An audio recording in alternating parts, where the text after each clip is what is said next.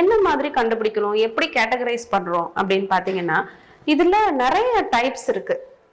Primary progressive MS, secondary progressive MS, relapsing remitting MS, clinically isolated syndrome, இந்த மாதிரி நிறைய வந்து குரூப்ஸாக பிரிக்கிறோம். இப்போ ஒரு பேஷண்ட்டுக்கு ஃபர்ஸ்ட் டைம் ஒரு அறிகுறியோட வர்றாங்க, அவங்களுக்கு எம்ஆர்ஐ எடுத்து பார்க்குறோம். அவங்களுக்கு இருக்க அறிகுறியோட ஒரு பிளாக்கும் அது இல்லாமல் இன்னொரு பிளாக்கு, அப்புறம் கான்ட்ராஸ்ட் கொடுத்து எடுத்து பார்ப்போம். இந்த மாதிரி அதில் என்ன பிளாக் லோடு என்ன இருக்கு அப்படின்றத அதை வச்சும் நாங்கள் வந்து இந்த டிசீஸை கேட்டகரைஸ் பண்ணுறோம். இதுக்கு வந்து MRI criteria, clinical criteria, dissemination இன் ஸ்பேஸ் டைம், ஏகப்பட்டது இருக்கு எங்கள் ஃபீல்டில்.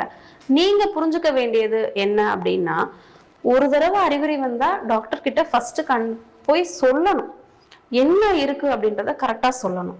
அதனால அந்த அறிகுறிகள் என்னென்ன அப்படின்றத நீங்கள் ஃபர்ஸ்ட் புரிஞ்சுக்கணும். எந்த அறிகுறி